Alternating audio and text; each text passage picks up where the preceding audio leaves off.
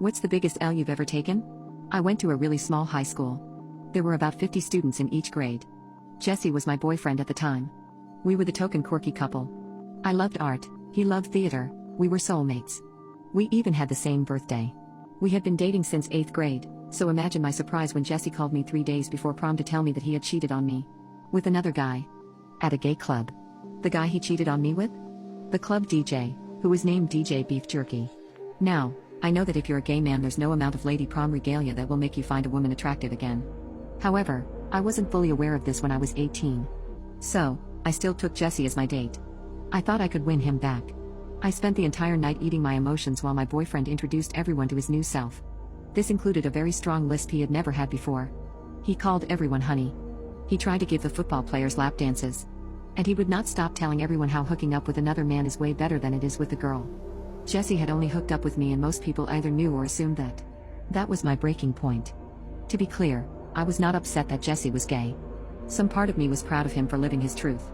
I was upset that I was losing my boyfriend. And even more upset that it seemed like he was trying to humiliate me on what was supposed to be a special night. So I hatched a revenge plot. At this point I knew our relationship was a lost cause. But I figured that if I made out with someone in front of him it would still spur up some sort of negative emotion. This kid Todd had a crush on me since we were in elementary school. On one occasion he called my house phone and told my mother that he was going to marry me. He was on the football team and a member of the popular crew. Jesse and I spent half of our time together laughing at kids like Todd. Todd was perfect for the plan. I called my friend Sam over and told her to tell Todd that I wanted to speak to him privately. She knew what was going on. She smiled at me and danced over to Todd and his buddies.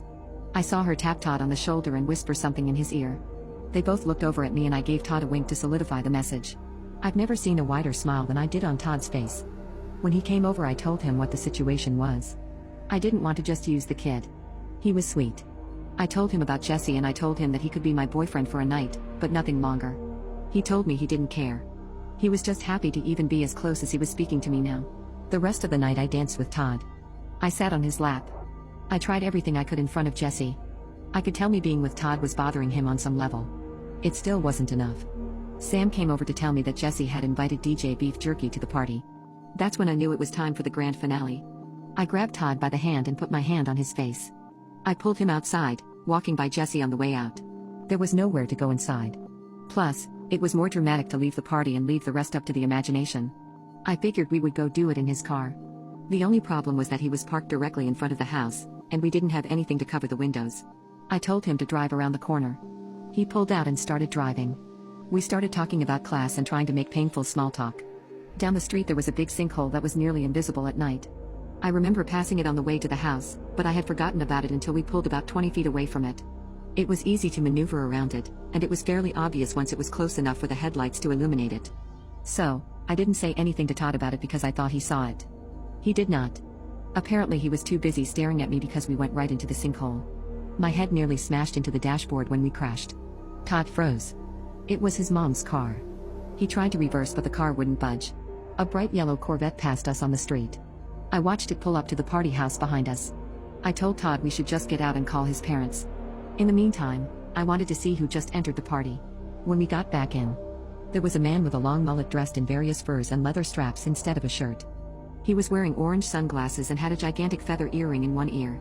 He was built like a Greek god in a 5 feet 4 inches frame. I knew immediately that this was DJ Beef Jerky. He was beautiful. In this moment I realized that I had lost to the better man. I couldn't even be mad anymore. I definitely couldn't stand to watch him with Jesse. I left the party and helped Todd try to get his car unstuck for the rest of the night. Eventually his parents came in his dad's car and gave me a ride home. Like I said before, Todd was a sweetheart. He asked me on a date a week later. I decided to give him a chance. We got married 5 years later and have been together ever since. Jesse may have won the battle, but I like to think I won the war.